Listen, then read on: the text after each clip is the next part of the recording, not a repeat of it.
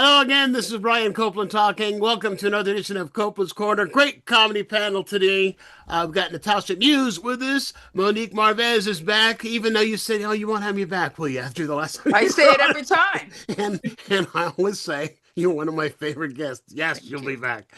Well, Carlos Alazraki, or actually apparently Riley Alazraki today. Yeah. Go Uh, ahead, explain, because viewers are My daughter gonna. used to record from this computer, and I just never changed it. It's sentimental to me, Aw, so I just keep it. That's quite. In fact, I think I'll go by Carolyn Copeland if You that's know, what we're doing today. I've already abdicated all my power. I live in a house with 3 women, so it's just whatever you want. Yeah, see, I grew up in a house with all women, and then it was me and my grandma and my mom and my 4 little sisters. Yeah. And so then when it flipped as an adult, it ended up just being me and my 2 sons and my 1 daughter. So she was living with all men, and now it's flipped again, and she's got 2 daughters. There you go. So, but it's weird when you're the only one of your gender. Like I said, I always said the toilet seat was left up, or there was pee Yeah. on it. Fingers were pointing one direction. It's such a hackneyed joke, but I'm like Billy Crystal. Like, where does the toilet paper go? Where does it go? See, the whole thing is that they think that we do it on purpose. They think that we do it that we pee on the seat on purpose, and we don't. We think we can make it. And we make it more than we miss, and that's the important thing. You don't know because nobody says anything when we don't when why we don't you make just it. sit there? I sit. Why don't we just I'm sit? tired. Yeah, just You sit don't there. get the proper drainage, but it's a lot easier to sit. Just sit and wiggle. There's See, something we about start it. in the toilet. We start in the toilet. wow. I'm Speaking of the White House, Did you see that giant sculpture by the Lincoln Memorial of a golden toilet that they put up? Yeah, yeah. There's some artists who are they put up a statue of Trump with Jeffrey Epstein about a month ago. Now they have put up a gigantic golden toilet with Well, a in England plaque. they have Banksy. We have Tanksy. yes, I puns, love baby, I for love the you holding win. that mic. Like I said, he looks like you're in a lounge and you're getting ready to go. All right, we're going to slow things down a little bit. There was a meme that was going, not a meme. It was one of those clickbaity things about the crappy songs or the worst songs that we listened to as kids in the '70s, and that became hits. And it was stuff like Muskrat Love. You guys are old enough to remember Seasons in the Muskrat Love. Sun. See, that was on there. That was a good one. The night the lights went out in Georgia, which is about a lynching of a wrong Awesome. guy or something. Wasn't that Lawrence from the? That was Vicki Dickie Lawrence. Lawrence that did that. Okay, well, the number one worst song was "Feelings." Yeah. And they, Whoa. Nothing more than feelings? nothing more than that was the number one. And they said that at the time it was very divisive, and people like hate listened to it. That was the beginning of the emasculation of man, and that's why I watched the Manosphere. Feelings. There was Nothing more some, than feelings. there was There was some somebody. slow dancing though. I remember that song came out when I was in 7th grade. And I remember like that grind slow dancing at a school dance to that. I have fond memories. Of that song. I Yeah. remember the first time I heard it was somebody. It was a comic. It was somebody like a Richard Belzer or something who was on like the Merv Griffin show when I was a kid, and I think the bit was the only impression I do, Michelangelo, ceilings, nothing more than ceilings. And I Nice. didn't get it. I had to look it up. I was like, 5, 6. I had to look it up. Anyway, we have serious business to get into today. We've got to laugh, otherwise we'll cry. Quite frankly, we do. Let me start with just a couple of things. We have had a number of polls that have come out over the course of the last couple of days about how the president is doing and how the president is being perceived in this country right now. As far as inflation is concerned, his disapproval rating is at 72%.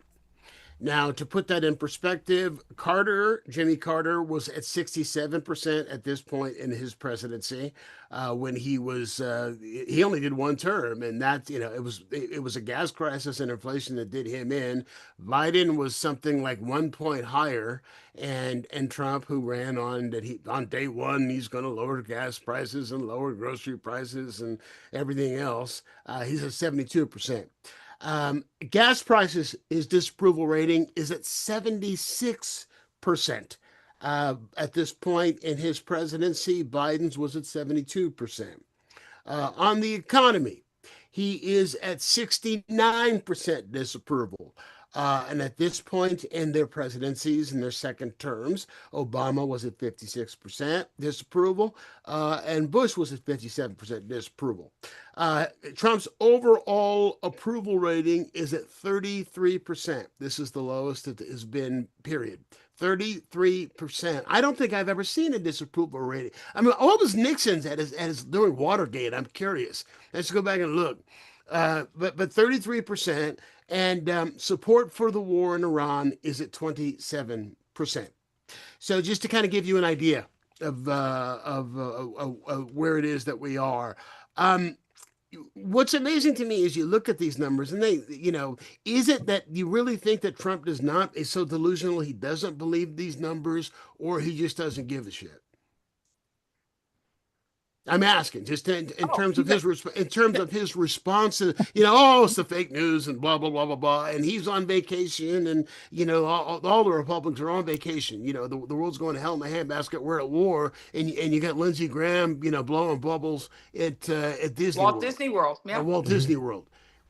So I mean, they're not delusional, Trump, but they're sycophants. But do you think that Trump believes the shit coming out of his mouth when it comes to these are all fake polls? According to my polls, I've got the highest approval ratings of any president in the history of the presidency. I just have to interject. My opinion is, first of all, Lindsey went through "It's a Small Boy World" and he really enjoyed it. I had to go there. I think that he's convinced himself that those numbers are fake. He's sycophantish to himself. So he won't allow himself to face failure because of Fred, because of the way he was probably beaten into him verbally, at least, right? You'll never, and Roy Cohen, right? Never admit to be, never say anything. And so if you say that enough times, I think you begin to believe that nothing you do or everything you touch is wonderful. I'm going to give the girl opinion, Carlos. Mm-hmm. The girl opinion is you're correct. However, we have an unconscious, we have something deeper, and he looks terrible. Yeah. He looks so bad. He does. I have a theory that he's being blackmailed behind the scenes. Like I have a theory that somebody is yanking his chain all day and all night, beyond his usual boyfriends, Putin and Netanyahu, behind the usual yankers. I think there's like a bigger yanker that's getting to. I do, because energy. What could be worse than what we already know about him, though? What would? Well, there are rumors. I call it the goat picture, meaning whoever, somebody's got a picture of him having sex with a goat. Let's just call it the goat. Somebody's got a goat on him that still has not been revealed. I believe there's still a goat. Well, there is, there is I don't know if I'm going to call it a meme or what. There are a couple of them that are going around that swear that there is an Epstein survivor who has a video of him with a young girl. And once the video comes out, that he'll have to resign. But I've been seeing this for like 2 months. And it's like, if it's real, this isn't crap, then release it. But these things, you and I remember when Hannibal first started talking about Bill Cosby. Yeah. How long did it actually take from the first quote unquote jokes until stuff happened? Because the repercussions of being the person with the video, or the person who's bringing down the doctor, on primetime television, there's a thrust both ways. I mean, it's basic physics. So whoever this young woman is probably looking at Virginia and saying, there's a lot of blowback on being that person. Well, Sure. you're talking about Hannibal, though. You got to remember, though, as far as the Cosby thing was concerned, there were victims that had come forward and gone through the press. I'm talking like 15, 20 years Oh, absolutely. before Janice Hannibal said Dickinson is anything. a friend. Janice Dickinson is a personal friend of mine. But the Mhm. bottom line is that the joke, it lit the touch paper. Something about the way he did it lit the touch paper. And a lot of people, I mean, I don't know him. I don't know his act. I don't know anything about him except he's that guy.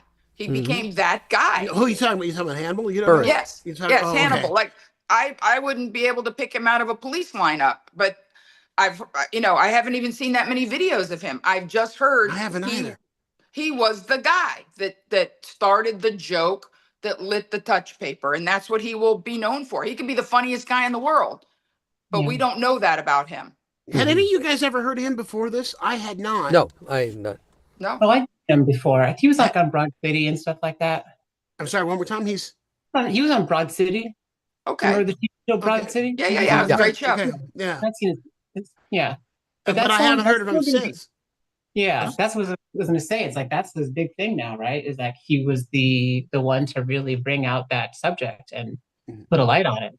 And apparently, I was reading somewhere that Newsweek or something that, like, right after it suddenly blew up, he didn't know what to do, and so I guess he called Chris Rock or somebody who said to just lean into it, Mhm. and that's what he did. And the only other thing I've seen him do was like shortly after this, when this all blew up, he did that movie about the guys who had a game of tag going from second grade on. Yeah. You remember that? What was the name of Yeah. that? I can't remember what It was was. called Tag You're It or Is that something like what that. something like that? Yeah. I mean, think about that. How would you like to be number one, the writer who pitches it?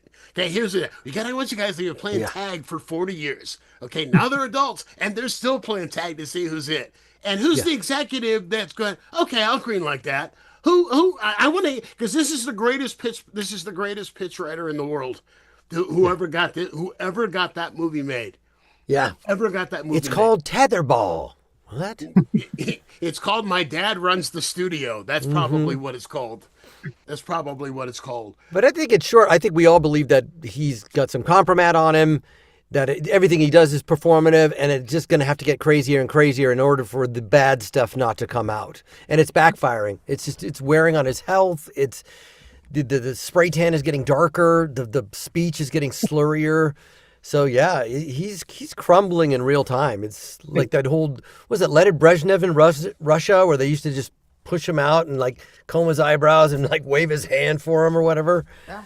Wasn't it Brezhnev? It was one of the Russian leaders that got really old and they just had to kind of move his hands for him, like Weekend Muppets at guys. Bernie's. Oh, you beat me. You beat me. I was just going to say that. I just did an event over the weekend with Andrew McCarthy.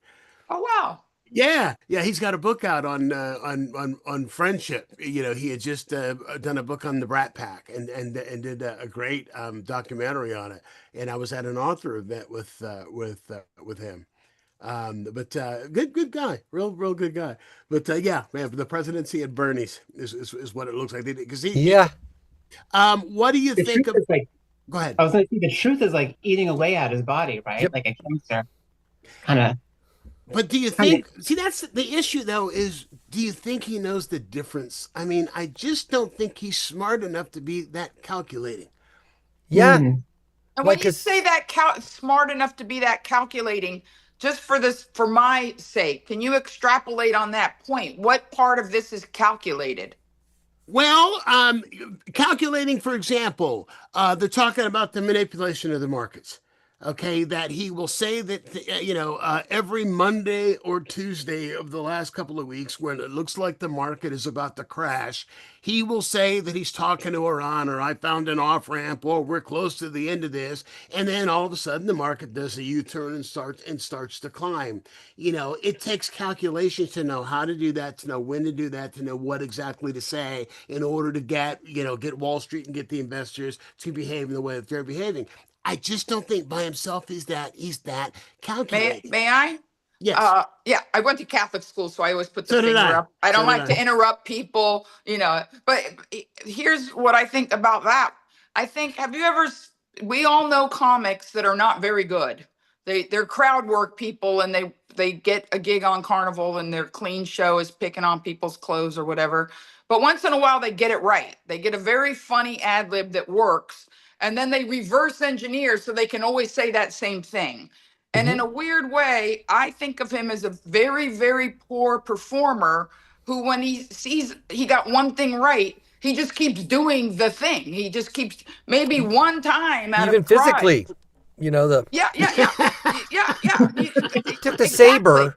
And it's such a good analogy, since we're all comedians. We've all seen that guy that we're like, how does this guy get booked? How is Yes. it possible Yes. that he's at the, how is this guy here? Yeah. Well, there's an old saying, my grandmama used to say, even a blind dog can find a bone every once in a while. And if you keep, once you find that bone, you keep dragging it out. But I know what you're saying about those people you look at and you wonder how they get booked. And I'll tell you, a lot of them get booked because of social media. In following. terms of his, But back in the day, I'm talking the 90s. I was a Oh, yeah, word back then. comic. But I think he's like Chance Gardner. I think he's a Jersey Kaczynski creation. that's what he said. I said he's a stupid, meaner Chance Gardner. I think the calculation Chauncey. is that It was Chauncey, the calculation is working because he doesn't seem to lose a lot of his base. And so he makes the calculation that, a lot of people are going to fall off from me, but my base won't change. And so that's the calculation. That's what I'm willing to risk. I have good news, Carlos. I'm very blessed that I work on celebrity ships. Like, I'm a special event. They fly me on, fly me off. When they launched the nice ship 2 years ago, the Ascent, the newest one, everyone was in MAGA hats. A lot of people. It was very hard for me to navigate those waters. And you're stuck on a ship with it. You Don't- can't get out. You Oh, no, can't no, go no. anywhere. There was this one older gal with a red, white, and blue cowboy hat with Trump and two pom-poms. And every time I'd hit a punchline, she'd wave her pom-poms, front row. So tough. But what I'm saying is, there were a lot of people of that group that were very obviously leaning into what was going on. Mm-hmm. I'm here to tell you, 2 years later, we just launched the XL, 0 red hats, Good. 0 shirts. And I actually saw an older dude, very cool guy from New York, who was wearing an F Trump shirt on purpose every day, all over the ship. Like, Wow. he was gunning. He was gunning for people. Nobody. I will tell you, that one of my favorite things to do over the last 20 years is to go on cruises. I love to go. If in my perfect world, I'd go every 6 months. And the reason being is because you can completely escape. Vegas on the water. Yeah, basically, you can completely. All you got to do is decide what you're going to eat next. And the phone's not going to ring. You're not going to have to deal with a billion emails. I love it. But what's interesting is that if you go like on Carnival, okay, which is the lower end, then what is the line Celebrities, 17 years in a row, Celebrity has gotten best. It's. Well, if you go like on Carnival, it's a lot of red state people. It's a lot, and you can just, it's a different mindset. But and here's I'll what's just give you an interesting. example. Okay. Red state and minorities, because it's lower end priced. So it's a real clash. I've been on when I started Carnival. Well, so I remember a couple of cruises ago, I had I had a girlfriend who was first generation Mexican American, born here. Her parents immigrated, and she's born here. And we get seated at a table for 4 with this couple from somewhere in the Midwest, this white couple, this middle-aged white couple, and this black man and this Mexican woman sit down at their table, and they just didn't know what to say. So what they did was they race dropped the entire conversation.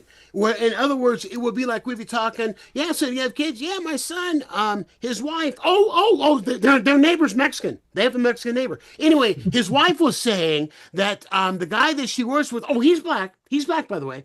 That and this, I'm not kidding. This was the hour dinner of the mediocre Carnival meal.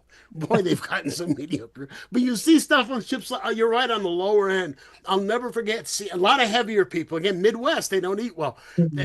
I'll never forget seeing a woman get off the elevator. This, the big thing is the soft serve ice cream. They used to be 24 hours. And this woman must have been 400 pounds. And she's in shorts and flip flops. And she's got two ice cream cones, vanilla and chocolate swirls. And she's walking and she's licking them both Oh one at man, a time as she's double walking. dipping. Wow.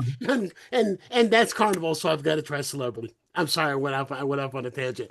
She's singing Um, Ebony and Ivory while that was happening. well, the thing you were just talking about how they have switched in terms of his base, that goes right into Natasha's question. I have questions that you guys have been sent. That the way this works, if you're watching us or listening for the first time, is I'll ask each comic an individual question. They'll answer, then everybody else can chime in. This is how we get your close up for thumbnails. So Natasha, Yeah. this kind of goes along with what Monique was saying about how they're changing. If you look at the No Kings rally again, rallies, which it was the biggest turnout so far. Last one was 7 million. This one estimated somewhere between 8 and 12 million, depending on whose numbers you believe. And Indivisible is going with the low number. They believe it was more, but they'll go with the 8 million number, which is still the most. Now, the thing that makes this so fascinating is when I got to find my notes here. Is when you look at some of the places. Here we go. Some of the places that had large turnouts and had multiple rallies. They're places that hadn't done it before. Number one, it's certainly not in these numbers. And number two, you'd be real surprised, such as Alabama, Florida, Alaska, Arkansas. Trump won the state of Arkansas by 37 points. They had a number of No Kings rallies. Hastings, Nebraska, which was Trump won Hastings, Nebraska by 40 points, and they had 2 or 3 rallies. North Dakota, he won North Dakota by the largest margin in that state in a presidential race in history. He won by 50 points, and there was a huge North Dakota turnout. Columbia, North Carolina, Topeka, Kansas, Wyoming. He won by 20 plus points. I mean, he won by double digits in Wyoming. And there were 20 plus No Kings rallies that were there. And there's only like 9 people in Wyoming. You know, when people always talk about how we need to change, it's not fair that they get the same Yeah, representation in the the Electoral Senate. College Yeah, representation. yeah, It's yeah. yeah. But well, so Dick that Cheney two. died, the population's gone down by a huge percentage. I'm sorry, one more time. I said when Dick Cheney died, the percentage went down by a huge amount. Tupelo, Mississippi, Boise, Idaho, New Orleans, Missoula, Montana, Dallas, Nashville, Ohio, all red states, all huge No Kings turnout. So my question for you is, do you think that the fact, you expect San Francisco, you expect New York, Yeah. you expect, the usual suspects who are going to Portland, who are going to have a lot of people, but you don't expect it in places like this. Do you think this is indicative of cracks in his base? Man, I really hope so. I really, really hope so. But at the same time, I'm like thinking about those numbers. Like they're large numbers for protests, but when you parse them down by state, are they really like large enough chunks of people to really flip what's happening in the ballot, right? Like 12 million people spread out across the United States is like still amazing and it's good news, but is it really enough to like make a difference when it's like, what, 33 points in Arkansas or like these huge, differences?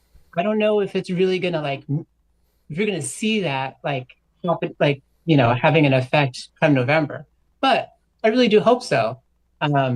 Also, I do feel like, and I think you were talking about this earlier, Carlos, I don't think he's going to lose his base. I feel like no matter what he does, they're just going to be like, yeah, this is all part of the plan, baby. 4D chess. What's that? 4D chess, they call it. Yeah, exactly. 4D chess. They're just looking at what's, like the big picture. No matter what happens, they'll be like, well, God sent them to us, and this is all part of the master plan, There are some of those people who are like, like they voted for him and then like their wife gets deported or whatever is happening. You see these cases popping up. And I would like to think that these little bits are indicative of this crack in the South, as you called it earlier, is going to keep getting wider. but I don't know if it's really going to be enough to shake that like 33% base that he's like of the American public that he just has, like that ride or die for him. That was All a right, very well, astute observation you had about go ahead. religion, and I think that's why Project 2025 pumped that in there.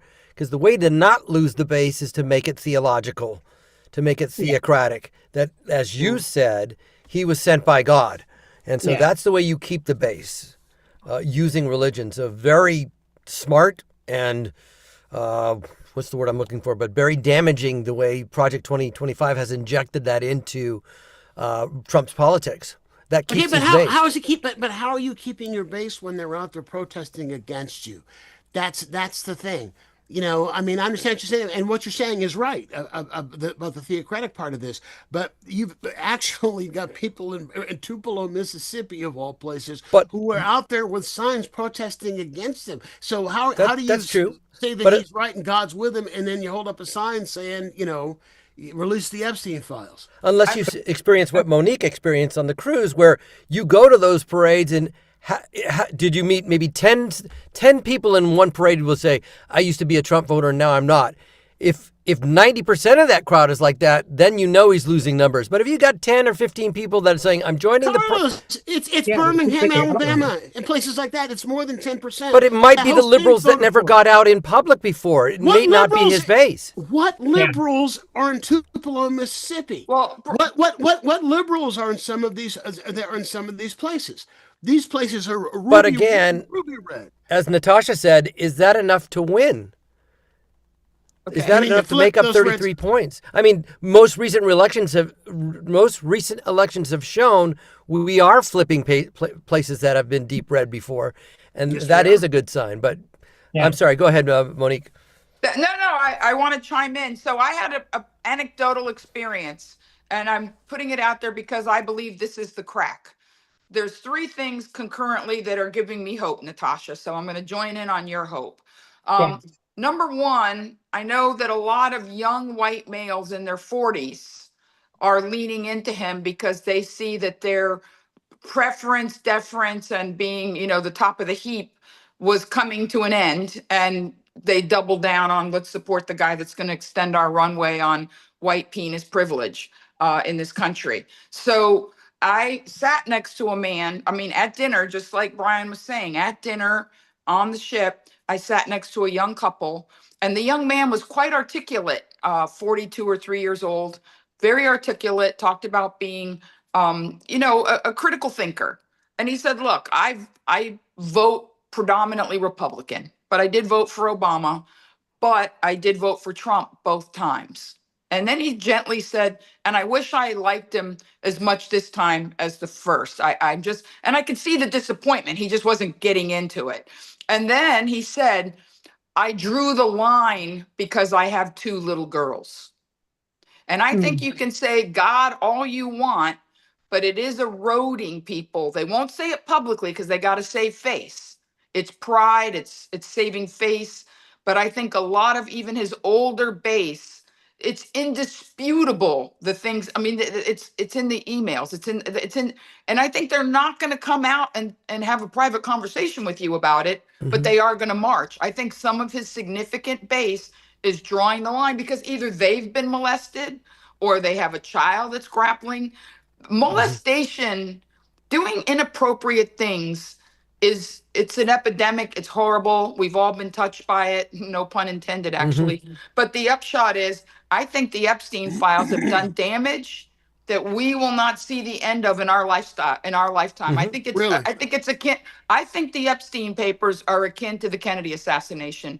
I think it's got the half-life of plutonium, and it's going to keep going. Yep, I think so too. As long as we keep on it, though, I feel like a lot of people want to brush it away and like tuck it under the carpet or whatever. Well, that's the only reason we're in Iran. That's the only reason that's why they cannot give a rationale for why we're there.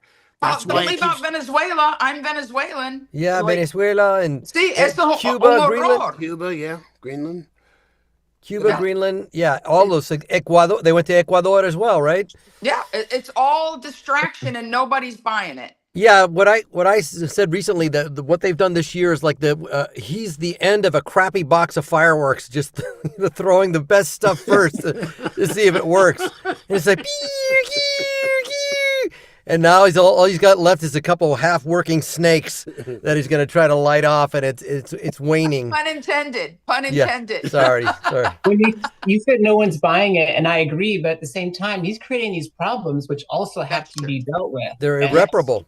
we understand that it's all a distraction. It's like, well, the price of oil is still going up, and like Yeah. people are really dying. And Europe is against us. When has that ever been in our lifetime that they're getting together against us? Against us, Spain, France, the UK are saying that we can't, that America and Israel cannot use their airspace, and you've got Marco Rubio and Trump both bitching about the fact that NATO won't help. Well, you didn't call NATO before you started dropping bombs. You didn't consult with anybody. NATO wanted to help in and Ukraine. then you can't, But in terms of Iran, he's bitching and pissing and moaning that they won't help, and it's like, you didn't ask us, you didn't console us. Now you started this war and you expect us to help? No, we're not going to help. So I just saw a clip of Rubio, I guess from last night, saying that when this is over, we're going to reevaluate our relationship with Europe, and we are probably going to get out of NATO. Or we're looking at getting out of NATO.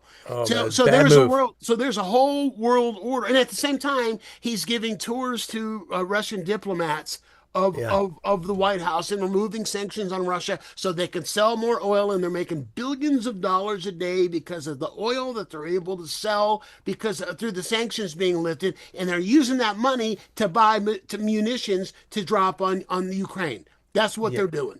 Yeah. And also to give intelligence to Iran to kill American soldiers.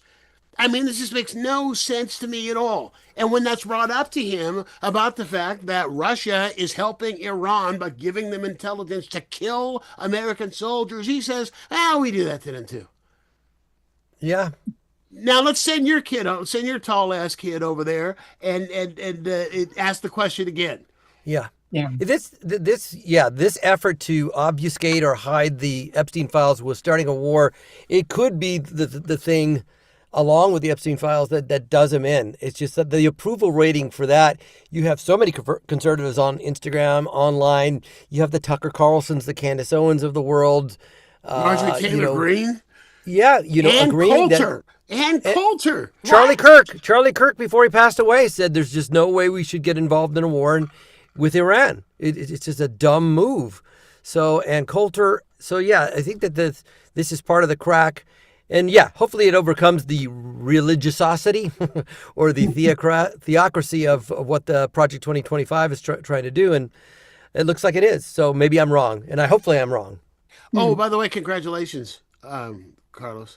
Yeah. We're 36 minutes into the show, and this is the longest time that you haven't mentioned Stephanie Miller. The other show. Thank you. I was conscious of that. So thank you. I just, no, mention it. I want to have her on. Yeah. I want to have her on, and you're on all the time. I'll throw her a plug because you're on all the time. Okay. Well, I will mention it. So I'm giving you a hard time. Let's see. Your question. You grew up in Emeryville, right? Emeryville, California, right? Is that right? You're talking to me, Carlos? Yeah. Concord. For some reason, I thought you were Emeryville. I don't know why I thought you were Emeryville. And all right, so where's Rob Schneider? Was Rob Schneider Emeryville? I thought you both were from Emeryville. No, Rob, I think, was Emeryville. Wherever the Filipinos are, Pacifica, Sermonte Center. No, I was Concord, California. Okay, well, the reason that I bring that up, and this is kind of inside baseball, because if you're not in the Bay Area, you don't know what these places are we're talking about, but they're all pretty close to each other. It's all the same region. Emeryville is right next door to Berkeley, and Concord is right next door to Walnut Creek, which is close to Berkeley. Anyway, I just wondered. We all came up together. You and me and Rob and a bunch of other people. Chris Titus and Christopher Titus, Tom Kenny. Chris Titus, when he was Chris Titus, before he was Christopher. I got to get Chris on the show too. Yeah, he's great. It's been a long time, but a bunch of us, a whole group of us that came up together, and it's just, I mean, he's gotten just farther and farther and farther and farther, right to the point where it makes no sense to me. Yeah, And stumping so forward on. and some of the stuff that he says. I'm going to ask you this relates directly to your question, and then Okay. I'll tell you a story that's tales out of school, but I'm going to tell it anyway. Yeah. All right. So he posted on X that we are a country, and I'm totally paraphrasing, that we are a country of freedoms, and with freedom there is a cost. And therefore, he believes that all young people, when they hit 18, should have to serve in the military, that the draft should be reinstated. And when you're 18, you must serve. You have no choice, mandatory 2 years in the service. You have a choice of serving here either stateside or you can go overseas. But it'll make them appreciate freedom more, and it will bring young people together more as Americans. So again, I am paraphrasing, but I mean, I sent you the video with a clip of what it is he said, the exact words. So I didn't say anything that wasn't accurate.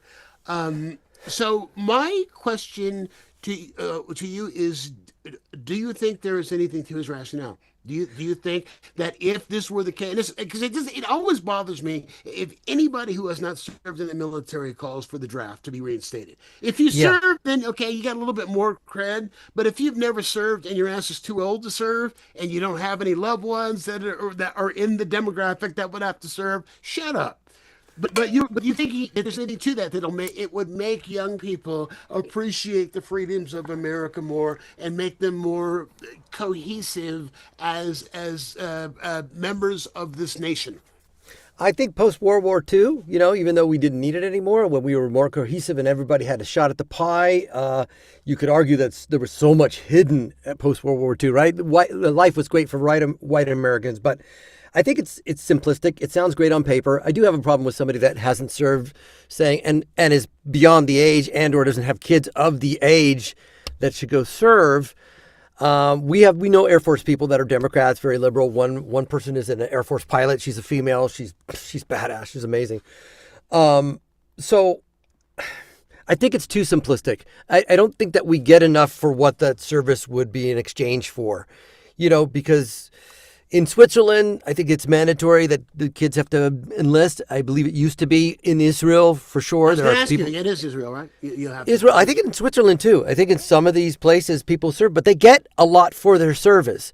I don't think we would have a system that they would be rewarded for that 2 years of service. And therefore, the attempt to unite people in the conscription of that service or whatever, I don't think it would work, because on the back end, they wouldn't get anything. They would be they wouldn't get any compensation. They wouldn't get any health care from it. So I don't think just 2 years cosplaying as a soldier is going to suddenly bring people together. Mm-hmm. I think it's a simplistic idea. I don't think it works in today's society where we're taking rights away from women, from LGBTQ. We're taking down Black history at national parks, and all of a sudden serving together is going to cure all that. I don't buy it, and I don't agree with it. So that's my short answer. Well, they do get something out of it unless they change the programs. There are things such as a partial repayment or total repayment of student loans. VA loans that enable them to buy a first home. Will they be solvent? Will they be solvent? Probably not. Yeah, they do get something now, but in the future, given this administration, I could see him going, well, you served 2 years, but it's all gone because we started another world war in Greenland. Sorry about that. I don't think people trust this administration.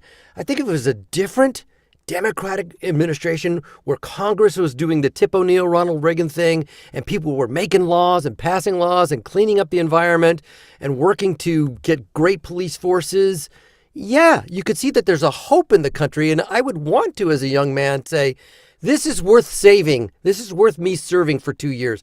Mm-hmm. I don't see any individuals that are looking around going, I don't think any of this is worth saving. As a matter of fact, I want to move to Norway. You and I are close to the same age, and I was I think you're 3 years older. 60. I'm 64 this summer. Okay, yeah, you're a couple of years older than I am. But we were right around the time when, they ended the draft, I think, like in 75 or something. Yeah. And we were like in the first couple of years when it was Carter that passed the law that we had to register by Yes. 18. We had to register just in case. Just We in weren't case. being drafted, but we had to go to the post Scary. office and we had to register. And when Reagan got elected, I got afraid. Yeah, so did I. So did I. Did you ever consider the military as an option ever for a minute? Now, I'm not anti-military. I've got a niece who's in the Navy, who's going to Bahrain. I've got two nephews from two different branches of the family. That one was in the Marine Corps, one was in the Army, and they both just got out. They finished their hitches. So I'm not anti-military at all. I did not. And I'll preface it by saying I don't think I had the guts to do it, but I grew up in an era where my parents were from Argentina, South America, so they had a different perspective on what America is like and how people are treated, even though they're white. Also, during our time, we had Vietnam and Vietnam protests, people coming back from the war going, this was nuts, Lieutenant Calley, all those stories. So there was really no desire to say, I want to be a part of that. First of all, I'm afraid. And second of all, it doesn't seem very noble. And third, it seems like we're being manipulated. Why, John Fogerty, I ain't no senator's son. I kind of saw that as a young kid. It's like, these kids, it ain't rich people serving. And I'm a middle class guy in Concord, California with a shot at a future. I don't have any desire or the guts to serve in the military. That's it in a nutshell. And that sums me up too in a nutshell. As I said, we're around the same age, and I remember when I first got scared about it after let's see, was I 18 yet? I was close. I was maybe 17, and was going to have to register by my 18th birthday, or shortly after my 18th birthday. And I remember being up at like 2 o'clock in the morning on a Saturday after being out drinking beer, and watching HBO, and they showed The Deer Hunter. Yeah. Which was all horseshit, although we didn't know it at the time. But it scared the hell out of me. And Sure. me and my buddy watched it, and we're trying to figure out, okay, how do you become a conscientious objector? What's the process? There was no internet to go in to look and figure it out. Where do we go? Because it was El Salvador then. We were terrified that Reagan was going to start a war in El Salvador, bring back the draft. It was going to be the new Vietnam, and we were going to have to go. Yeah. That was what the narrative was then. And prior to that was Cheech Marin going to Canada to do improv at a strip club with Tommy Chong. He's like, hey, man, I'm not going to be a part of this war. I'm going to Canada. So yeah, we grew up in that era where war was it was an awakening. It wasn't World War II, like, let's beat the Japanese, I'll use the term, let's beat the Japanese and the Germans. Let's, save your rubber, do the cause, Rosie the Riveter. There was none of that. We all knew that it was BS. It was like, no, man, they come back damaged. And Vietnam is not World War II, nor was Korea. So Nothing noble. Yeah. And I've done USO tours since 96. I've been everywhere. I went to Iraq in 2004, summer of '04, and literally the cafeteria I performed in blew up after I had been there. And I was like, no mas. Like, that was like, I don't need to do this. It's very dangerous. But when Carlos said 2 years of cosplay, if only it were that simple, Carlos, because even within their own quote unquote training, fighter pilots went down when I was in Kunsan, Korea. They lost their first jet pilots in Kunsan and the Wolf Pack, and I had to perform. They're like, we lost 2 guys today, and now a comedy show. Yeah. And so even within friendly times, people get hurt, people die, bad stuff happens. Maneuvers. Friendly fire. I mean, remember the famous football player who volunteered? Pat Tillman. Pat Tillman. Great book by Kirkhauer. Yeah. Yeah, I mean, so if it were as simple as cosplay, and not only that, but when I was there starting in the 90s, a lot of times in these towns, and I say towns because it's all the people we mentioned earlier, a kid would get in trouble, a young man, and the judge would say, you can go to this place or you can join the military. So a lot of the people, there was a benefit to it in that, hey, I don't have to go to this other place, which will leave me with a record and create problems in my life. I have an opportunity to rehabilitate myself, maybe get an education. those guys had a different mentality because there was something in it for them. Mm-hmm. Yeah. And I have family members too that some of the family members I had who went in were kind of lost beforehand. You know what I mean? Making bad decisions and bad Yep. choices, and they I were met kind a of lot of lost. those. And they went in and they came out and they're completely different, disciplined, Yeah. focused. You know, so I'm not anti-military, and Me either. I've entertained troops too. I did once, Monique. I went Yeah. with remember Pat Paulson? Sure. Oh Yeah, yeah. Pat was one of my best friends, and Pat was sent went for a week to entertain the troops in Korea, in South Korea, and they were all guys who were on hardship, meaning that they were there for a year, but they were not allowed to bring family, bring their wives or their kids with them, and so he brought me as his opening act. And we hit 5 or 6 bases, one every single day, and they were the best audiences I think I've ever performed for because they were just so happy to see something from home. And so, no matter how you feel about Bob Hope, and there are people who hate Bob Hope, I was like Bob Hope. The fact that he went as many times as he did, you know, and in order to entertain troops and bring something from home to so many troops in so many different conflicts or no conflicts at all, you got to give the man props for that. You definitely got to give him props for that. Yeah, rich white kids are still not going to go though. In Rob's dream scenario, like all these kids would enlist and go. Like, no, not from Yale, not from Harvard, not any of those rich white families are going to send their boys. Sorry, it's going to be the same people who can't afford it, people who get in trouble and have a choice between prison or service. It's not going to be rich white folks going. No. It's just never going to happen. I was going to say, the thing about this conversation is that you've all put a lot more thought into this topic than Rob Schneider did. Open his mouth about Hit it. the nail on the head. Really? Okay, so here's my tale out of school. Here's my tale out of school. So when I was doing a weekday show on KGO, Rob was supposed to be my daughter Carolyn was my producer, and Rob was supposed to be on by phone to promote something one day, and he missed the window, you know, and then called 45, 50 minutes later. And it was the only argument we had the whole couple of years she produced for me was she wanted to put him on because he was a name. And I said, no, he's calling 50 minutes late. Monique, you did radio, so it's just, you missed your window. And so we argued and fought about it. And finally I said, put him on. Even though I know him for, like I said, I've known him since, you and I have known him since the 80s. Yeah. And so I put him on. And it was when Trump was running the first time. And he talked about, ended up glad I put him on because he talked about being a judge for one of Trump's pageants. I think it was Miss Universe. And what he said was that, 'cause he was talking about, oh yeah, I know him, and here's why I know how I know. And he, just talking, I don't know if he forgot he was on the radio or it was a phoner. So I don't know what the deal was, but he talked about how basically Trump told the judges which contestant he wanted to win and who to vote for. And it ended up hitting the wires and making national news.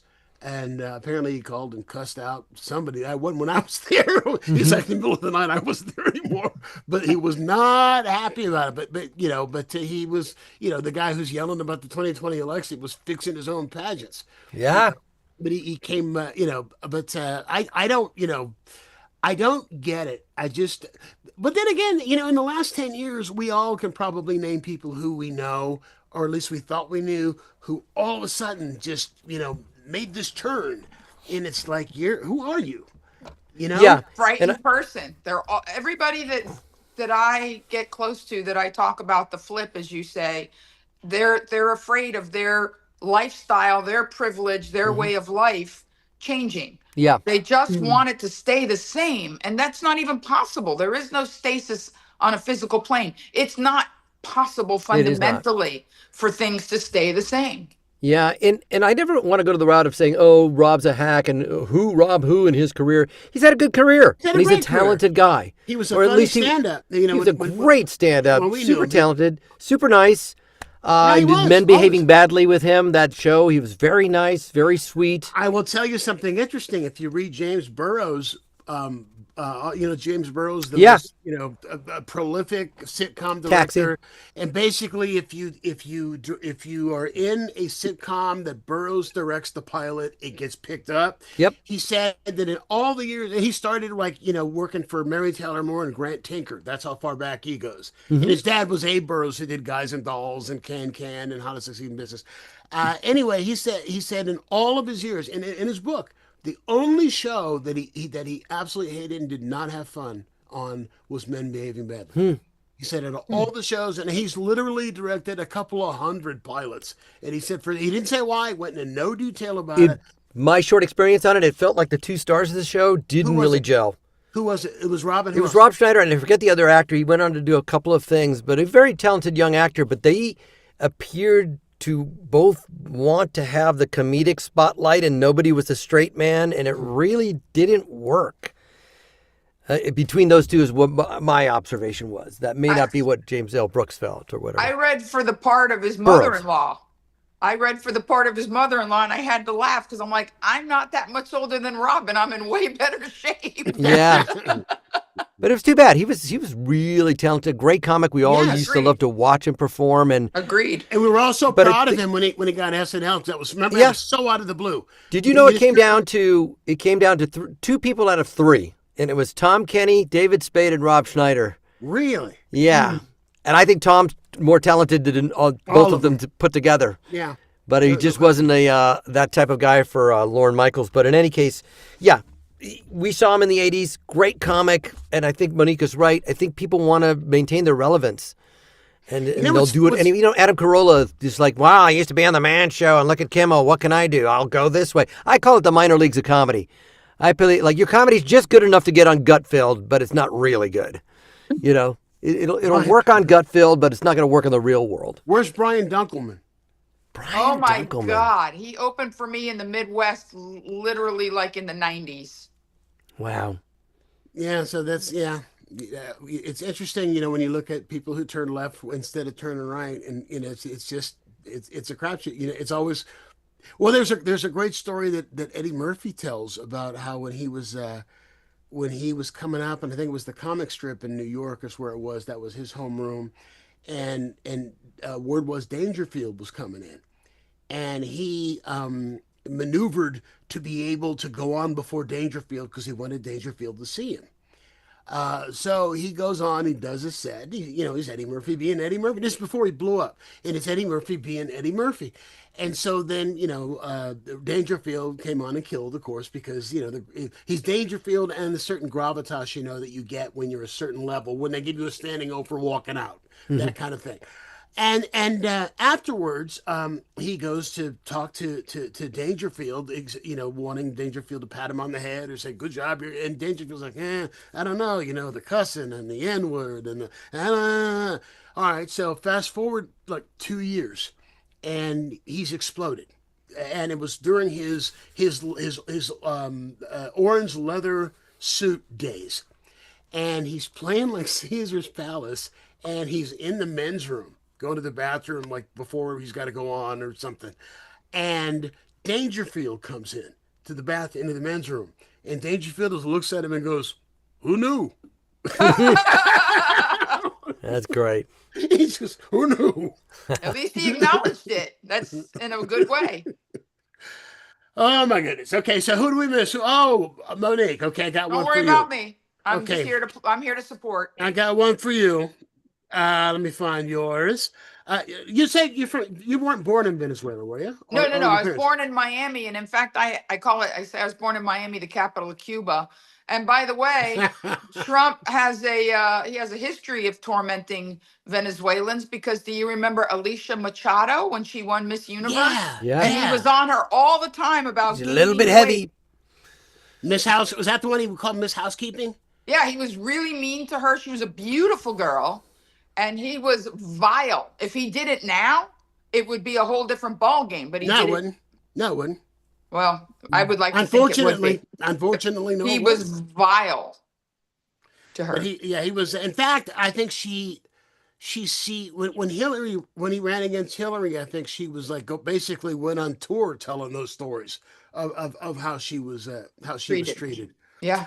Okay, so today we had the Solicitor General, today being Wednesday, D. John Sawyer, who, with Trump in attendance, presented arguments before the Supreme Court, asking them to uphold his executive order that he signed on day one, ending birthright citizenship in the United States. The way that, what the Constitution says, the 14th Amendment to the Constitution says that citizenship, American citizenship, is granted to all persons born or naturalized in the United States. And I think that the primary reason that that amendment was passed was because there was a question about the citizenship of freed slaves.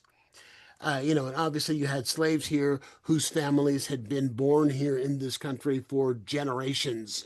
Slavery was 400 years old, went on for 400 years. Um, so Trump was in attendance, and it's the first time that a sitting president has ever been in attendance for any argument of the U.S. Supreme Court. Um, the arguments that Sauer used, and I don't know if I'm saying his name correctly or not, is Sauer is the spelling. Sauron. Pardon? Sauron, Lord of the Rings. Go with it. The two arguments, he didn't dwell on undocumented residents Roberts called them illegal aliens in this morning from the bench. That wasn't where he dwelled. What he dwelled on was birth tourism, where it's primarily Chinese who do it, and wealthy people from other countries who will come here pregnant so they can give birth here, because of the fact that if they're kids born on U.S. soil, they automatically have U.S. citizenship. And he wasn't able to give a number. I read somewhere it might be as high as like 200,000 a year. And again, I don't care. But anyway, the questions that they asked him, from the conservative justices as well as the progressive justices, sounded really, it didn't go well. And Trump left early. He could see that it wasn't going well. So I will ask you the question, Monique, and that is whether or not you think that the arguments about birth tourism, as well as people who are coming here and have that was the other thing, they have to have allegiance to the United States, should automatically be, their children should automatically be granted citizenship if they're born on U.S. soil. Well, I've got a 3-part answer, and I'll be brief. Number one, when I did radio in San Diego on Jack FM, I said, if I were president, and this was, '08, I said, if I were president, this would be my immigration. If you can sneak, slide, swim into my country, and I would say it, my country, born and raised in Miami, and you do zero harm, you're just here to do good. You're just here to make money, mail it home, whatever you're here to do. As long as you do no harm, it should be very easy for the person whose house you clean, or somebody should be able to step up and say, Chuck Jones has been, or Juan Jones, but I always use Chuck Jones as always my John Doe. But Chuck Jones from Nicaragua. Go ahead. Chuck Jones I've watched, she's helped me with Mrs. Jones has helped me with my kids. He's been in the backyard, or he drives a truck, whatever. I get to vouch for them. They can become citizens. So that's number one. That was my policy. The minute you cost us money, you're a criminal. You're now part of the justice system. Then if you start to cost us a lot of money because you're doing a bad thing, then you got to go. But if the vast majority of these people are doing nothing wrong, they're just here in hopes of a better life, I know that sounds naive, but I believe it, then it should be easy for somebody to vouch for them. So that was my presidential pitch. The second answer is, I don't care about birth tourism, because now we have abortion tourism. So it balances out. People got to go other places to not have a kid. So people are coming this way to have a kid. I don't care, because people are people. And number 3, and this goes back to the military, and me, that's why I would say you're never going to have me back, because I'm not particularly political. I fly at 30,000 Yes, you are. Thank you. Totally. Are you kidding me? But the point I'm making is I don't get wrapped around the axle on the minutia. I try to look at the big picture. Now, I went to Israel in January 23 on an anti-terrorism tour. and did comedy all over the country. And I knew something was horribly afoot. Like I could feel it. Well, of course, it's very, a country divided cannot stand. So that's why they were attacked when they were attacked. Here's what I will tell you. I believe that kids are global. They don't care about dirt. I believe the warfare that we're having now will end in a generation and a half. I believe that Putin brought an old world paradigm to a new world of thinking. And that's why the Zelensky hasn't rolled over, because energetically the world is on Zelensky's side and Putin is totally out of pants. He can't just go back and go, you know what, I tried to conquer, it didn't work. I'm just going to go back to being despot of Russia. I'm just going to leave the Ukraine alone. Bad idea. He is DOP. He cannot back up now. And he really can't go forward because energetically, there's a new way of looking at the world. And there's a generation of old people, and they're not just white Americans. It's global. I travel all the time, that want it to go back to that fake post-World War II mindset of, whatever that mindset of is like, hey, we have fights, but then we love each other. And, like every country's like your Dutch cousin that you give a noogie to, and then you're good. Like the kids don't care. They don't care about dirt. And they think that's why that generation now is doubling down on hate and divisiveness. Well, I would tell you, they're all great answers, but the answers that you gave all really have to do with immigration, as opposed to birthright citizenship. Got it. Well, no, I mean, they're related, obviously, but in terms of just the idea that if you were born on American soil, you're American. End of story. Period. Didn't matter how you got here. Period. Full stop. Period. Full stop. If you came out of your mother's vagine or cesarean on American soil, and I have to laugh because there are people in this country that don't know St. Thomas is American soil. Puerto Rico is American soil. Puerto Ricans got blue passports, baby. So, the upshot is, I of course, that's why I said, I don't care if it's tourism. If they're spending money because they want to have a baby here, thank God somebody wants to have a baby here nowadays. Thank God somebody wants to come spend their money here and they still have enough hope in their hearts. Maybe they can supplement ours. Yeah. And if that actually looked like you had something to say. You look like you were just saying something about it. I never understood why we were so against immigrants in the first place. Like, they're people, they add to the economy, they add to the community. They're more, more brain power, more bodies. Like, we have enough space in this country, like geographical. Like, why can't we open our doors, open our borders, and just have more people? And I think it'll help us solve problems, grow our economy, make this country better. So it's just so weird because everyone always asks like what they take. It's like, okay, well, they eat food, but they buy food, like they help build things. It's like, just like they other pay people. They pay into Social Security that they will never get, that they will never receive. They contribute a lot more than those who are undocumented, a lot more than they'll ever take. I'll tell you what the answer is. I'm going to straight up say it. What the answer is the fear of a segment of white American society, of the browning of America. Because based upon census projections, in 20 years, in 2046, for the first time ever, white people will be the minority in the United States. And that's why you have this white nationalism on the rise and the shit that comes out of Hex's mouth and everything else, about, you need a white male Christian in charge of this, that, the other thing if you want things to run smoothly. And it's, but that's it. That's what the fear is. And that's why, they will grab brown people off the streets and claim that they're, part of some South American drug gang, even though it's like, I work, I work for IBM. I think it's true, but I want to play devil's advocate because Mexico kicks out Guatemalans and El Salvadorians. Mexico says, get the hell out. You're not going to be, we're Mexico, you're not Mexican, get out. They're vicious.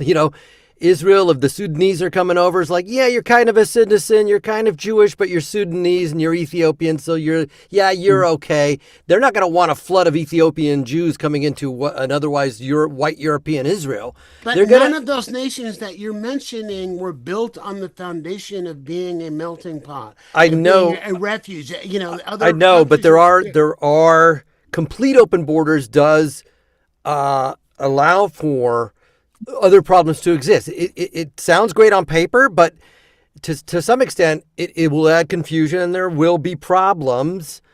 I think that a really smart, regulated border is probably the best way going forward. What was I going to say? That is that, oh my gosh, I had a train of thought. Even in Denmark, they're saying that with people from Islam, and the prime minister or the premier of Denmark is like, no more of this stuff in public. You've got to abide by Danish culture. You're not abiding by it any before because we are losing a part of our. So they're imposing rules like that all over the world, and I get it. We have the Statue of Liberty. Yeah, we said, see, we're different again, and that's something that came up in the arguments this morning because you had the Solicitor we're different, but we're also human. But you had things. Well, one second, you had things that the Solicitor General threw out in his arguments on birthright citizenship before the Supreme Court. This country does this, and that country does that, and they said, yeah, but this is the United States. Yeah, we are different. We are founded differently. We have the Statue of Liberty. Bring us you're tired, you're poor, you're hungry, yearning to be free. Huddled masses yearning to breathe free. The wretched refuse of your teeming shore. Bring these, the homeless tempest tossed to me. I left my lamp beside the golden door. Yeah. And I'm impressed. It's wonderful. But yeah, but it also is very idealistic. And is it practical? And do we change because the world has changed, or do we hold on to these beliefs and try to deal with everything that it brings? I want to support Carlos. I want to support Carlos's point of thoughtful border management, because I do believe that I was in Miami at the Mariel boat lift. I was there when Fidel played a giant practical joke on America and basically emptied out his prisons and insane asylums and sent them on a flotilla to the U.S. And Scarface wasn't that far off the mark, believe it or not. Mm-hmm. Some of these people killed just to watch death. So it was very dangerous in Miami after the flotilla. And here's what I will tell you. There will be a lot of unemployed people. There will be a lot of mentally ill people. There will be a lot of people that are erasing a past of being bad, very, very bad people. And we don't have the infrastructure now in our education systems, medical systems, any kind of bureaucratic systems to support a giant influx. The entire this but country we could. But we got $1 billion a day to drop bombs in Iran. I'm not saying it's either, but see, that's where I'm a big picture thinker. It's not a sum zero. It's not either or. It's and. We could scale up to that. It's a meeting of the minds, because I think a lot of us would say, hey, yeah, we want all these immigrants coming, but hey, not in my backyard. I live in a pretty tight-knit community. You can't have low-income housing here, man. No. Put them over there in freaking Bakersfield in the desert. Get them away from us, but bring them here. Because there is a lot of that not in my backyard stuff that we don't want to talk about. There's sections of the country that would turn into the Superdome post-Katrina. Yeah. Astrodome. There's people in our own country. But just think about what happened post-Katrina. Just think about all of those low-income displaced, the Ninth Ward. I mean, who are we kidding? We haven't even completely brought people within our own country up to what would be considered a decent level of living. There's black and brown folks that live next to the chemical plants. Let's build the black neighborhoods over there by the freeway and the chemical plants. Meat packing in the Midwest, meat packing plants. Remember during COVID, they were like an unusual amount of people came down with, because they're in disgusting meat packing plants with little ventilation. Yeah. Nobody cares about 6 feet apart. These are just dispensable people packing meat. You're right. It's a nice ideal, but there are realistic problems that you have to solve. Amen. We do have, it's always bothered me when people roll their eyes when they hear the phrase environmental racism, that it is a real thing. It's a real thing, yeah. And a perfect example, we're dealing with, you're talking about plants and stuff, being next to, plants that are dangerous, chemical plants and whatnot. There is a big discussion going on where I live here in a suburb of Oakland. We have two main freeways, 880. 880 and 580. Okay, on 580, when they put it through, I guess in the 1950s, which is when they were really building up the suburbs and along where that route is, it became the rule or the law or whatever that no trucks are allowed. No trucks are allowed on 580.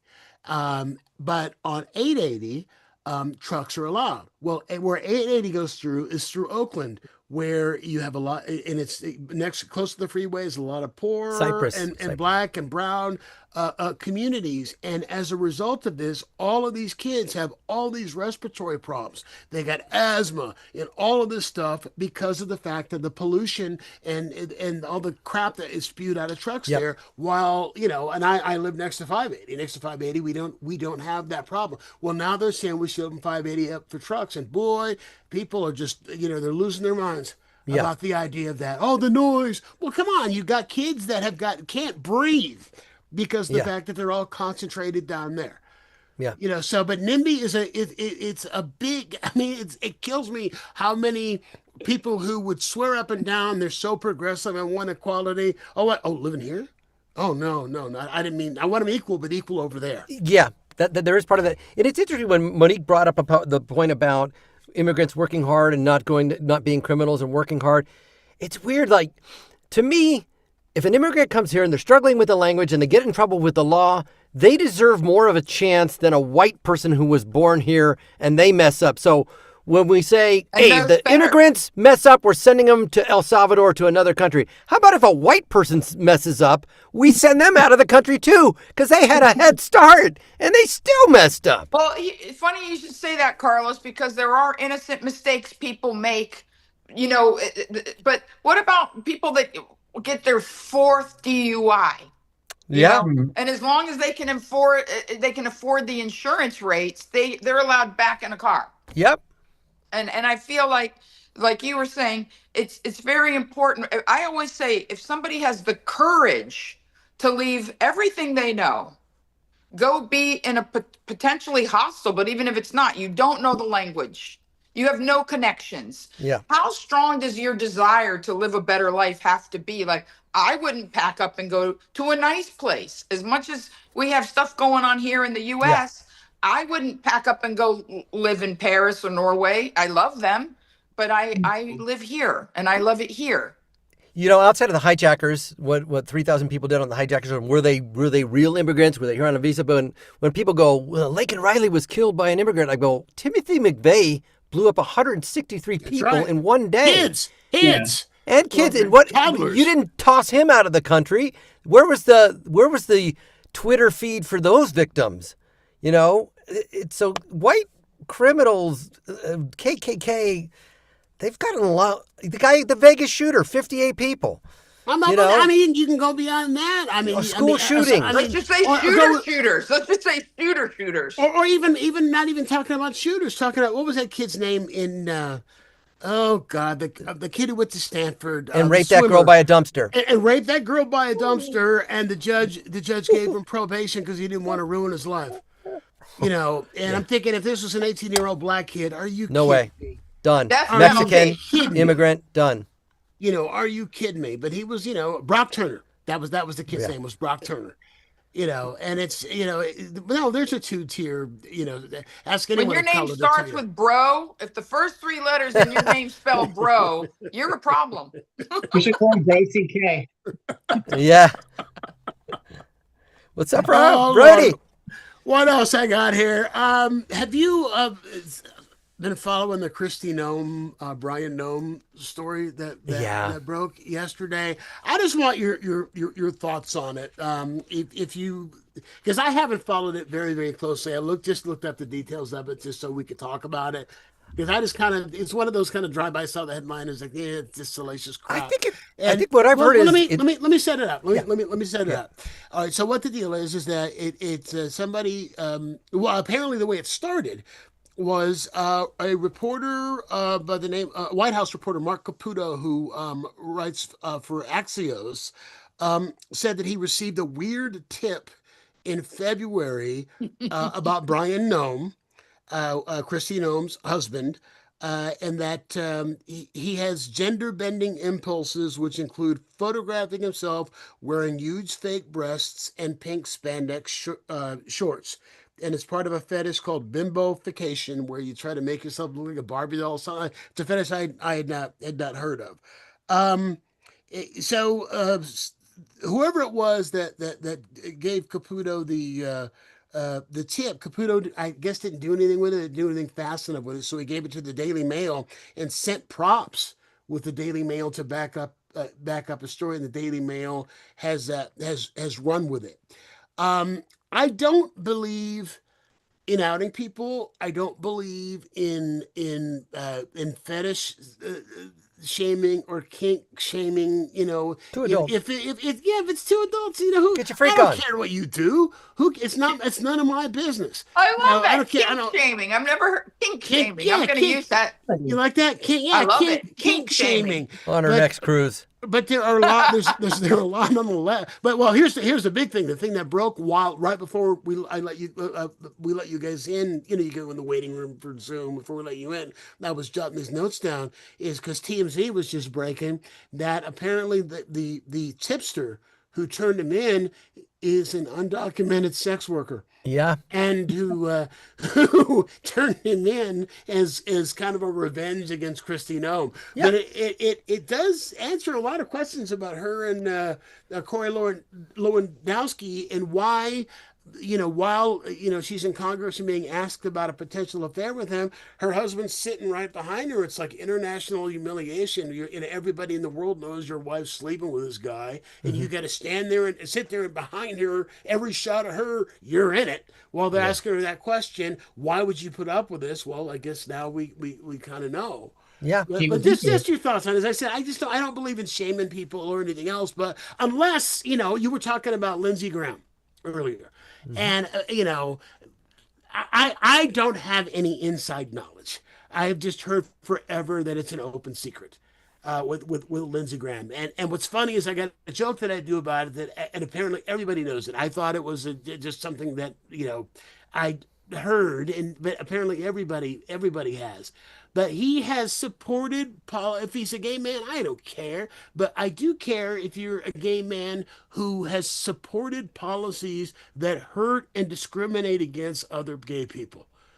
If you are someone who is in a relationship with someone who's trans or who is trans, I don't care.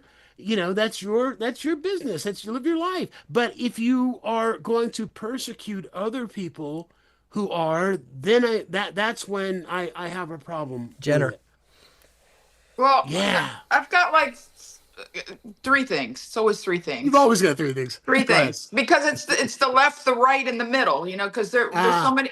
It's the perspective. So number one, when Trump was running the first time, I had a cable guy in my apartment who was Mexican, and I just assumed. I said, "So, I assume you're pro Hillary." What? We got no conversation, and he said, "No." He said, "I'm voting for Trump because there's enough Mexicans here, and the other, like, if you're pulling it off, if you're passing, the fact that you're passing, you're like, I don't want any more people like me that could potentially like pull my magnetic, like right now I'm aligned, I'm passing, I'm part of the pack. 3 or 4 more hot homos might pull me and make it obvious." So it's very common for people in a minority to vote what we consider against themselves, their own best interest. But it's really about, I'm part of the in crowd and I don't want it ruined. And I don't want any more of the other crowd, the crowd that I'm not proud of being a part of, to grow. So that was one. Number two, the humiliation thing, it is what it is, because Hillary had to stand behind Bill when the beret and the cigar and knowing what a strong woman she is, I was like, is she going to eventually just garrote him one night? Is he just going to is it going to be blowout, just men's bathroom, wire around the neck? Because talk about international and Humiliation. I It will got never. weirder and weirder. I will never forget the night that story broke. I can't remember who it was. Wow. A political analyst who I just loved, and I can't remember his name. No, Jeff Greenfield. That's who it was. Who said, "What do you expect? You expect for a cab to pull up in front of the White House and Hillary to come out with two suitcases? What is she going to Exactly. do as a It's- woman? What would you have done? What would you have stood next to her, or the guy with the tapping feet, Larry? What's his name? Or if you were the wife, would you have? What would you have Or done? Wiener. A Anthony wiener. Weiner. Yeah, but OMG, Anthony Weiner. and she went to bat for him again. Did you ever see the movie Wiener? Ever see the doc? Oh my No. God! Oh, if you've not seen it, I so recommend seeing that Okay. documentary. Yeah, Okay. what it's about is it was about 2 years after all this is over, and he decides to come back and run for mayor, and she vouched for him. It starts with her in front of a woman's group vouching for him. I wouldn't stay with him. He made a mistake, but he went to rehab. We had a lot of counseling and blah blah blah blah blah, and he was doing really well in the polls, and then it comes out that he's doing it again. He's sexting women again. And that's when, and they allowed access. I mean, the camera's running the whole time. And when she finds out, just the look on her face, every time afterwards she'd look at him, you could go, she hates him. You could just see it in her face. Oh yeah. Oh I yeah. think And then the third part of the three is that people that are in bad situations, it's never good to be closeted. It's never good to not be yourself. It's never good to try to be in the middle of a group of people that don't want you in the middle of them. And I think those people that vote against their like kind or their own interests are generally just unhappy people doing mean-spirited things. I'm sorry, Natasha, you look like it's something you wanted to say. Oh, I was going to say, I don't know if it's true for all of these relationships, but a lot of these people, they're not they don't seem like they have loving relationships. They're in it for access to money and power and what their pairing can do for each other. Mhm. I don't think, do you guys think Melania loves Trump? Oh no. No. No. Do you think Hillary did love Bill at first? Yes, I think, yes. I think so, yeah. I think she I was. think in a lot she of still pain. does. But I think I think she there was still a does. point where she made the decision that it was better to stay with him, even though she knew that he was always cheating on her and he was revealing himself to be the kind of person he is. I think she made a calculation that it wasn't good to be divorced and it wouldn't align with what her future goals were. Yeah. Fair enough. Good The point. only one I ever knew who stood up for herself and said, "Screw you, you're on your own." Was what was that governor who went hiking on the Appalachian Trail? The governor yeah. was missing. Remember that? The wife just said, "Nope." He was missing. That was Yeah. He awesome. was missing. No, The he's governor bad. of the state is missing. But I agree with you, Brian. As long as you're not hurting nobody, you get your freak on, run the beta breakers. Nobody's going to bat an eye.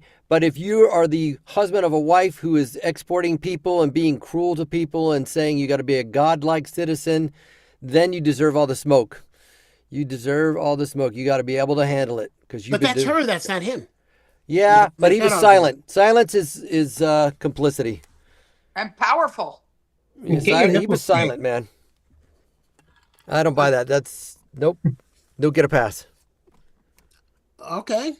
Well, what's he supposed to do? Well, it's like Cheryl Hines, because Cheryl Hines is getting Oh, yeah. so much grief. Yeah, same with because of her. her husband, and apparently she's drinking a Kool-Aid now. From what I Talk about understand. networking But for a- to stay relevant. But for a while, she actually said, "Sorry, what do you expect me to do? Divorce my husband?" I mean, The Greek play Lysistrata, where the women say we are not spreading our legs anymore unless you guys stop fighting this war, and the war ends. It's a Greek play, Lysistrata. But yeah, show some cojones. Leave. I would hope that my girls would be smart enough to do that, but who knows? They're going to be their own individuals when they grow up. But that's my wish, is like, hey, if you're married to somebody like that and says this and says that, get in the van. I got a place for you. We got your old bedroom's still open.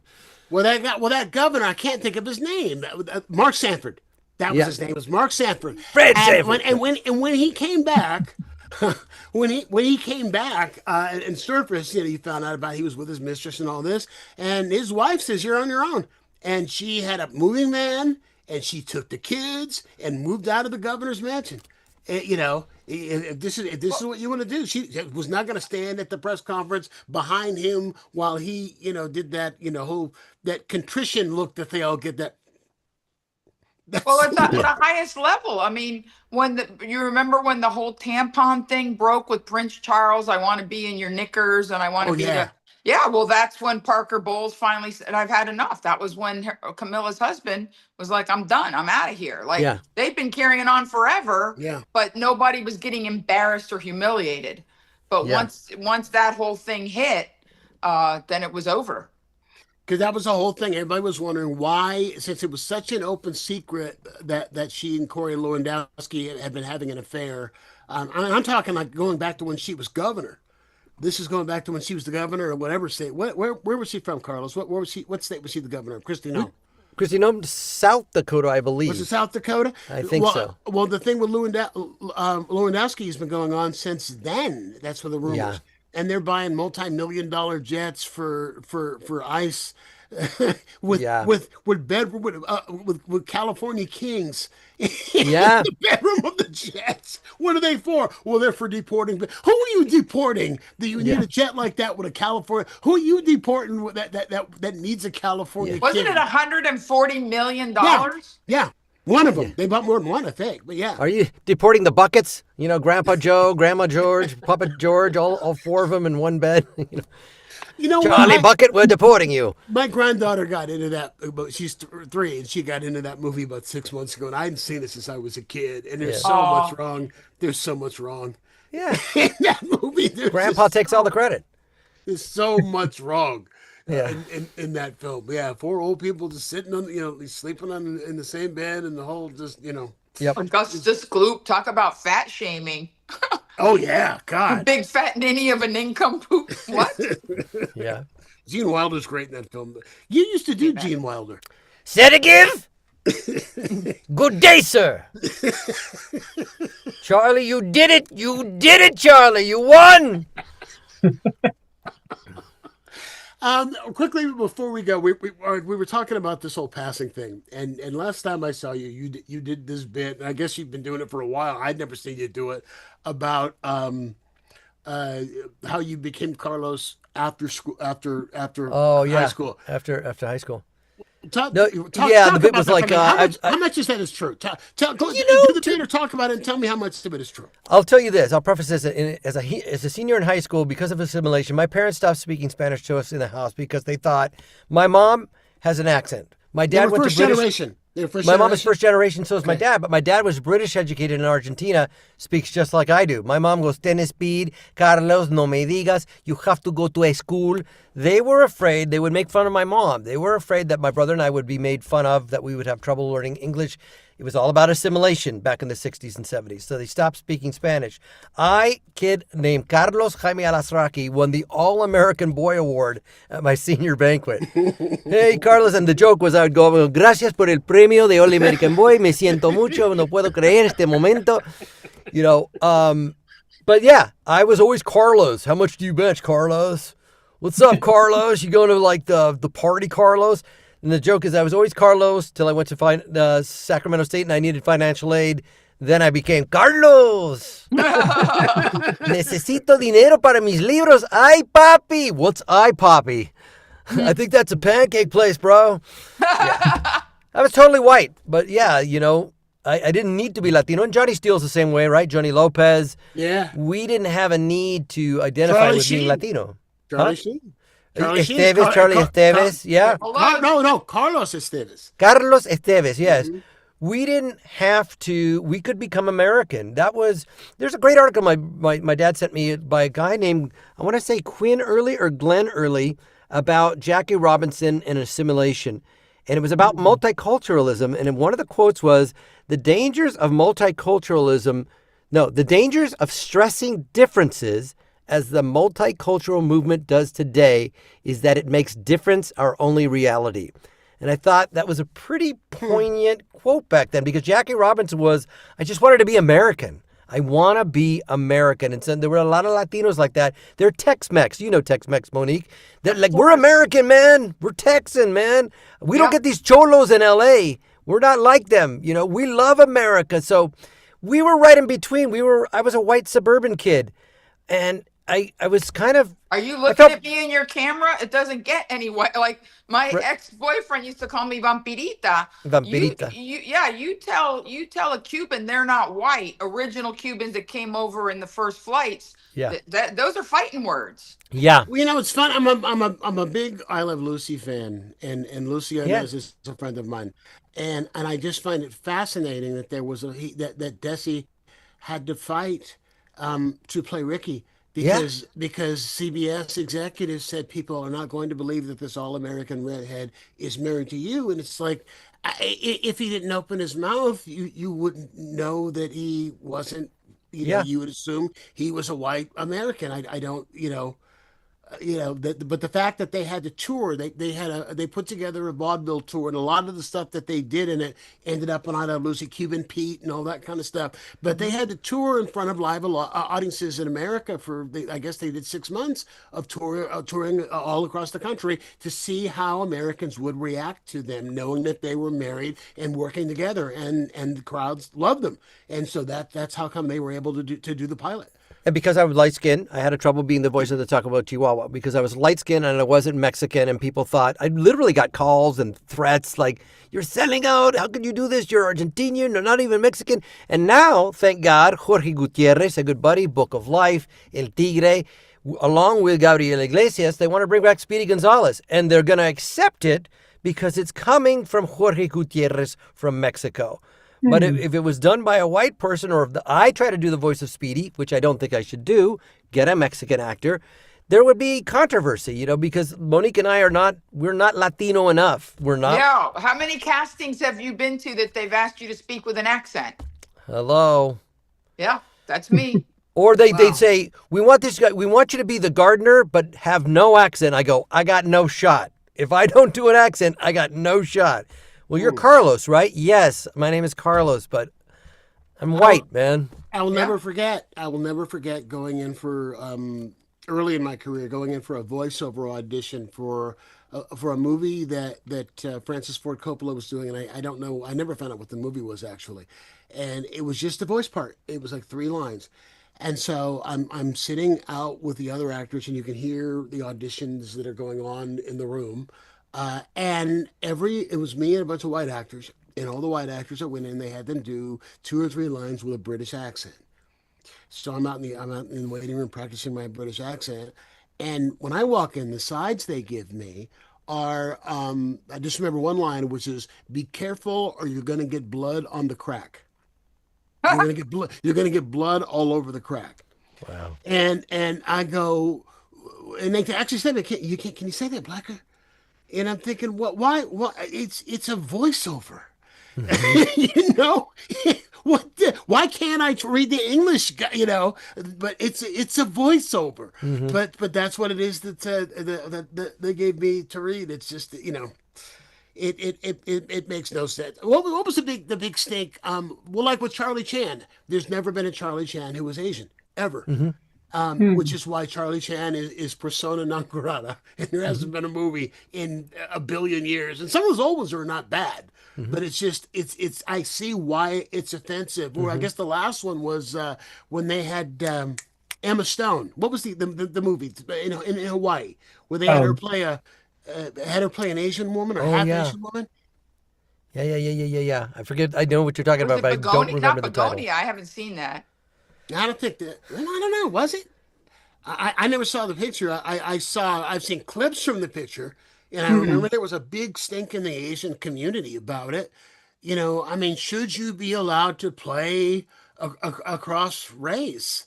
And but you do get the sellout thing from your own. Yeah. What you do. Yeah. But you won't do Speedy Gonzalez. No, I wouldn't. I think it is appropriate now. You have Mexican actors. It's a Mexican character. I'm fine with that. I got to play the Taco Bell Chihuahua. And if Jorge Gutierrez brought back the Chihuahua, I would probably get to play it again if it ever happened. So I got that niche. I get to play Gran Papi and El Tigre. I got to be in Book of Life. I got to do Mexican characters because both he and Guillermo del Toro went to bat for us when Fox said, hey, these guys... And they go, no, we like them. These are our guys. They're staying in the film. Me, Eric Bauza, and Great Lyle, whose mother and grandmother are Mexican.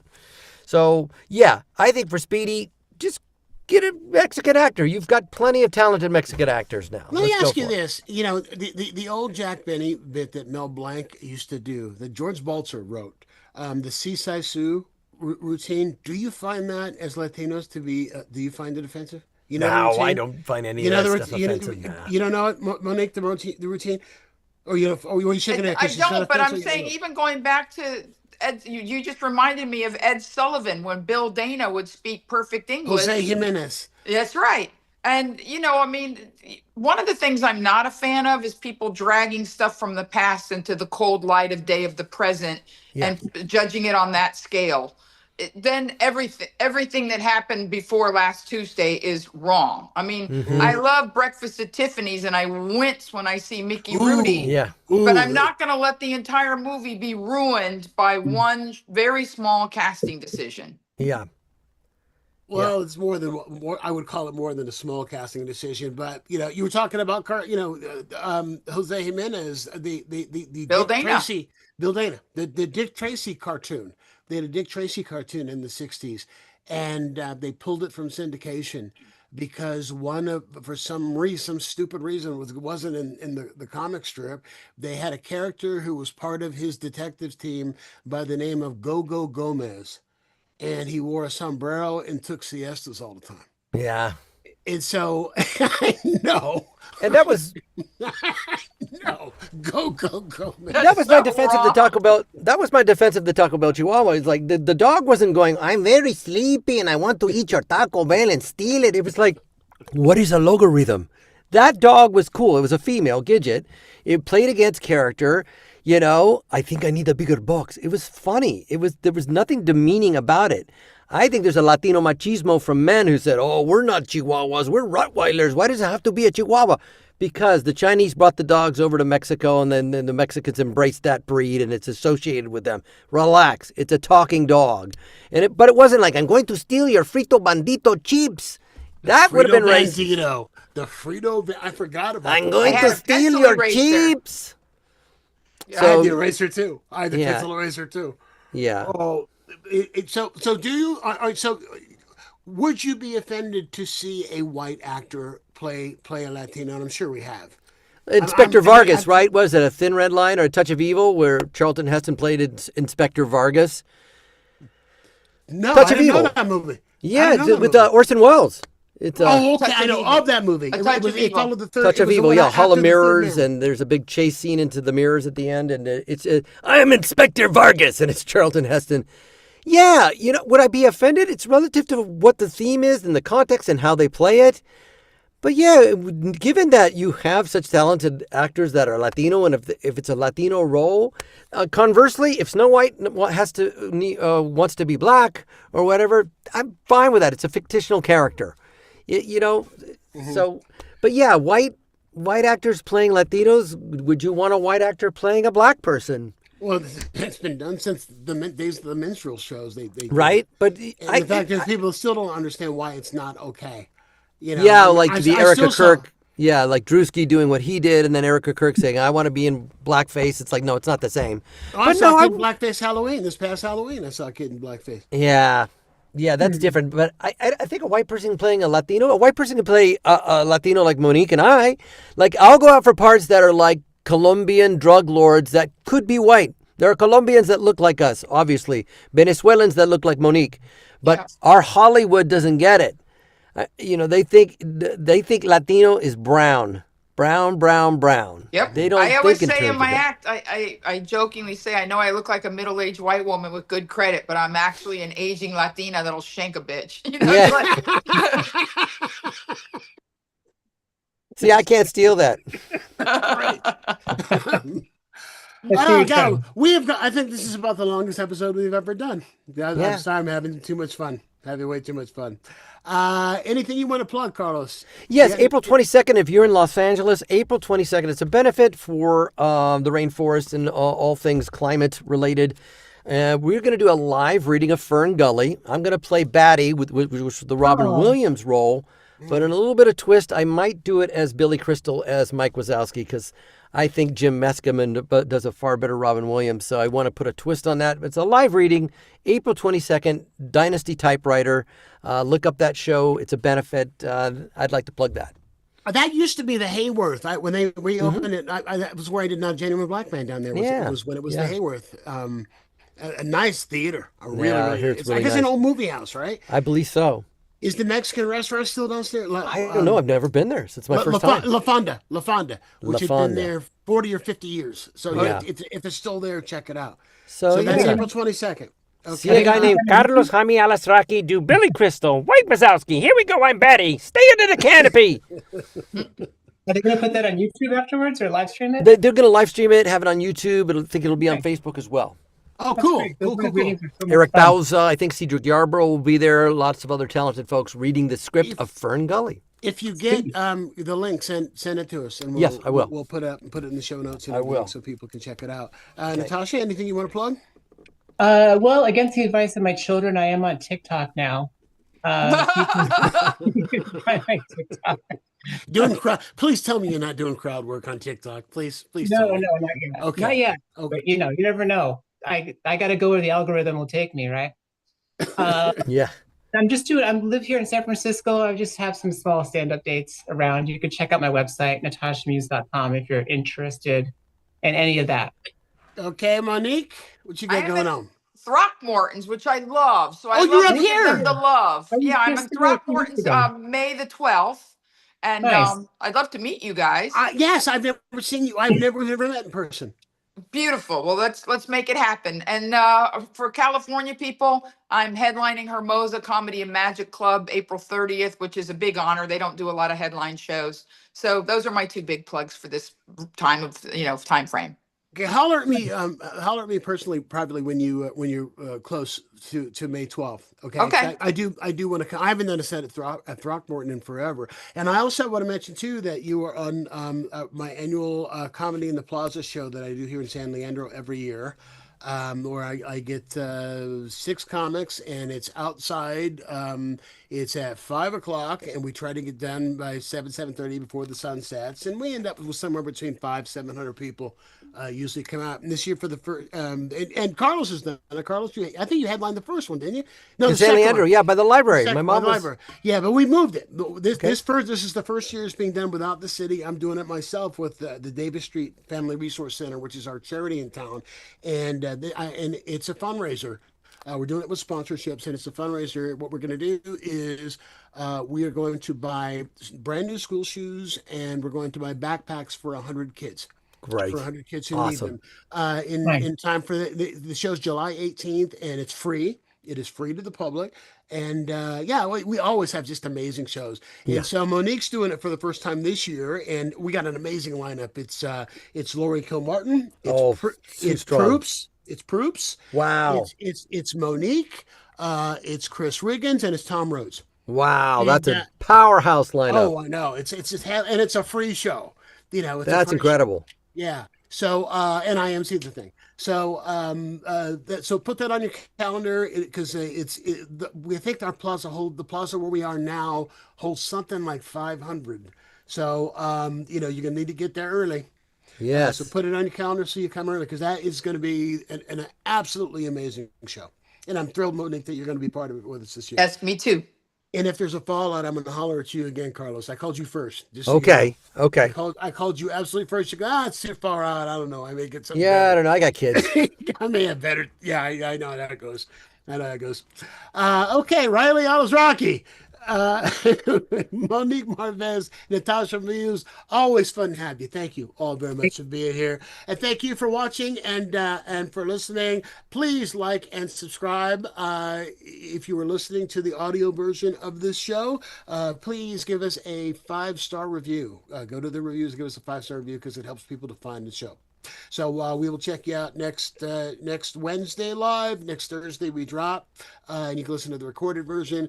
If the world's still here next week. Till then, be kind to your neighbor. He knows where you live. And with that, we got to let ourselves out. So bye.